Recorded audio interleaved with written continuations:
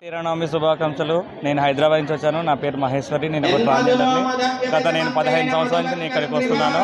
ప్రతి శ్రీరామనవమికి మేము ఇక్కడ తలవాలు వేసుకొని మేము చాలా 4-5 రోజులు మేము మంచిగా ఉండి ఎంజాయ్ చేసి వెళ్తాం. ఉన్నాయి ఇక్కడ ఏర్పాట్లు ఇప్పుడే కదండి, గత 10 సంవత్సరాల నుంచి వస్తున్నాం. ప్రతిసారి చాలా బాగుంటాయి. మాకు అంటూ కొద్దిగా సపరేట్గా చాలా మంచిగా చేస్తారు. మాకంటూ ఇక్కడ కొద్దిగా చాలా ఇజ్జత్ విలువ ఇస్తారండి. గత కొన్ని రోజులుగా మేము శ్రీరాముల వారి కలవాల రోజున మేము పెళ్లి చేసుకొని ఇట్లా పసుపు కొమ్మలు కట్టుకొని మ్యారేజ్ చేసుకోవడం జరుగుతుంది. మేము ఇలా మ్యారేజ్ చేసుకుంటాం. ప్రతి సంవత్సరం ఒక రోజు మాకు శ్రీరాముల కలవాల రోజు మాకు పెళ్లి జరుగుతుంది. అవును, మాకు రీసెంట్గా రేవంత్ రెడ్డి మాకు డిపార్ట్మెంట్లో జాబ్ ఇచ్చారు. ఒక 3 నెలల పైలట్ పోస్ట్గా చేస్తున్నాము.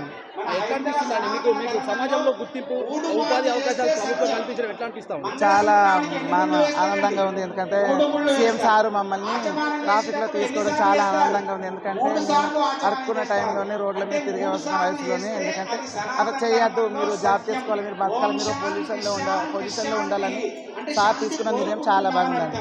రేవంత్ రెడ్డికి ధన్యవాదాలు.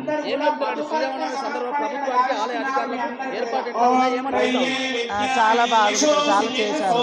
ఆలయ అధికారులు కానీ చాలా బాగా చేశారు. బాగుంది ఇక్కడ. ప్రేక్షకులకు శ్రీరామనవమి శుభాకాంక్షలు. నా పేరు శ్రావణి. నేను సూర్యాపేట నుంచి వచ్చాను. నేను ఇక్కడికి రావడం ఇదే ఫస్ట్ టైం. ఈ రాములవారి కళ్యాణంలో నాకు చాలా అంటే చాలా హ్యాపీనెస్ వచ్చింది.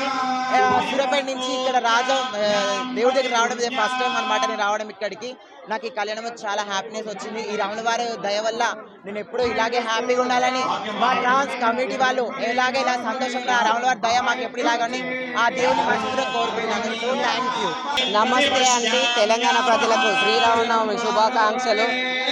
నా పేరు సింధు. నేను ఒక ట్రాన్స్. అదే ఈ కళ్యాణానికి విశిష్టత ఏంటంటే గత 20 సంవత్సరాల నుంచి మేము రావడం జరుగుతుంది. అదేవిధంగా కళ్యాణం జరుపుకోవడం ఎందుకని అడిగితే నేను చెప్తున్నాను, ప్రజలు అందరూ బాగుండాలి, పిల్ల జల్లలతో గొడ్డు గోద పాడి పంట ఆయురారోగ్యాలతో అష్టైశ్వర్యాలతో ఉండాలని మేము మనసులో తలుచుకుంటూ దేవుణ్ణి స్మరిస్తూ ఈ కళ్యాణం చేసుకోవడం జరుగుతుంది. అదేవిధంగా ప్రతి ఏటా ఎలా జరుగుతుందో అంతకన్నా రోజు దినాన గ్రాండ్గానే జరగడం జరుగుతుంది. Thank you so much.